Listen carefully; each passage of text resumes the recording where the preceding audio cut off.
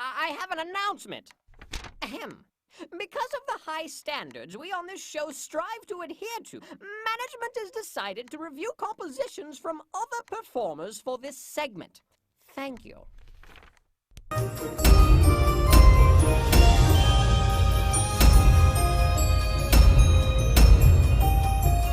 Well, they don't greet us with a theme song, or even opening logos, so that's a good start. The snowflakes of this detailed for only one establishing shot and nothing more. That was a neat story, Grandpa George. Child acting. Told me a Christmas story. A Christmas story. Reminding me of better films I could be watching right now instead of this one cliché. Neither of these shots can decide how Grandpa George is supposed to sit. And now, if you'll excuse me, I'm just gonna stare out this window doing nothing until the transition ends. Nice sunroof, but what are you gonna do when it rains? I mean, it must be uncomfortable to drive with that thing closed.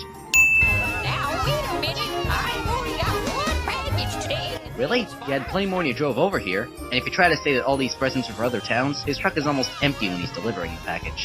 On that note, why is this package the only one that's not wrapped in Christmas paper? Can't believe it's Christmas. Been waiting for a million hours. A million hours is 41,667 days, or 2,738 years. I highly doubt you've been waiting for Christmas that long. Seriously? Over the course of a whole year? Or 2,738 years? That's disgusting!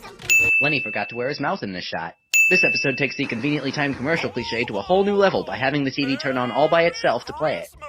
You want a toy that's fun! You want a toy that's cute! But most of all, you want a toy with a fully functional buzzsaw built into its right arm! 2 weeks later, this toy would be recalled for being a choking hazard. Buzzsaw Louie also knows the true meaning of Christmas. Well, that's gonna date the toy almost instantly. Delivery not available to Pugsleyville due to the collapse of the Pugsleyville Bridge. Which I'm sure will play absolutely no part in this story whatsoever. Not a bit. So take it from me, Mr. Santa Claus. And this is why commercials should never be live.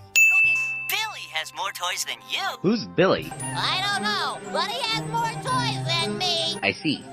Soon everyone will know that Wally P. Nezzer is the wiliest Nezzer of them all. I don't think that's a title you'd want, seeing how your brother tried to kill 3 people in his wily. Must have been the worst Christmas ever. Worst Christmas ever cliché. It was. Didn't like the sound of the words that was coming out of his own head. But he was just a toy. Maybe he was wired different. Who knows? Anyways... Sure is hard to hand-wave a plot hole when you don't have any hands, isn't it? Oh, you've gotta be kidding me. I could tell those toys were 2D images even when I was 5. Son Bob the Tomato and Larry the Cucumber from nowhere. This must be the trail to the Pugsleyville Bridge. How could you infer that, seeing just a gate with skull and crossbones on it? Oh, and real nice job protecting people from this dangerous, life-threatening bridge with only a single yard-long fence. I'm still not fully convinced that this bridge will play any sort of important role in the plot later on. Could you please remind me of that bridge a few more times in the next 5 minutes so it's ingrained in my memory? The fact that none of these guys question why this toy is alive. Hey, I know someone who's really, really smart. Maybe they could tell us what Christmas means. This smart person is non-binary for the sake of leaving their gender a mystery to the audience. Well, it was, me. For about 5 seconds. But I didn't want to just give it to him, so I read him a story. And after you read them that story, then you just give it to them. I love how Louie only prepares 3 cups of hot cocoa, because as we all know, toys don't drink. And neither do vegetables, for that matter. They're so enthralled by this Christmas story as they're hearing it, yet as soon as it's over, they're like, wait, what? I don't get it. What was the point of all that?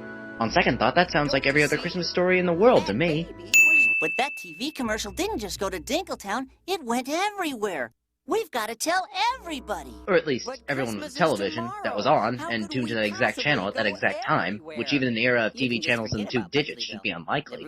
You can just forget about Pugsleyville.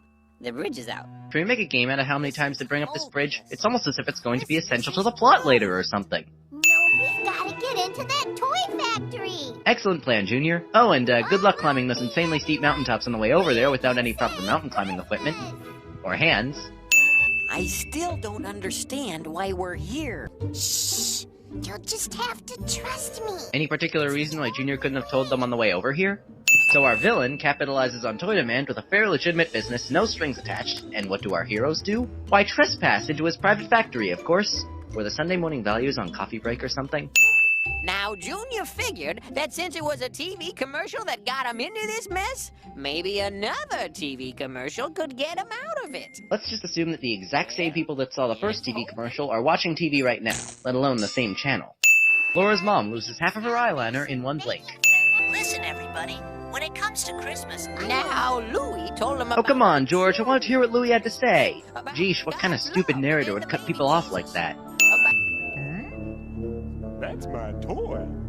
That's my TV studio. Mr. Nezra is more concerned about people breaking into his TV studio than he is about the toy that he made inexplicably coming to life.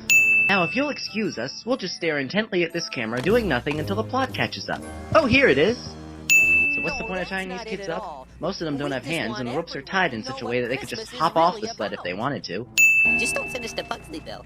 The bridge is out.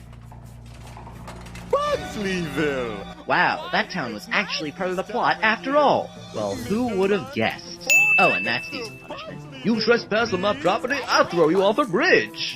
Rawr, we're gonna chew you out for nearly killing 3 of our children. Really? Nope, we're just gonna give you a teddy bear. And ignore that we looked so angry 5 seconds ago. That's our poker face. okay. Everybody who's got hands, start tying. Or you could just bail out. Nothing is stopping you from bailing out like you did last time. It's ready. Wait, what happened to all the knots in this rope? Wink. Mr. Netzer. Well, that one line of defense held up pretty well. Whoa. Why, he filled Dinkletown with new tables and chairs and hutches and... All of which are toy-sized, negating their purpose.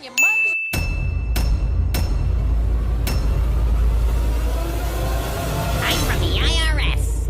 And I've come to attack Shark.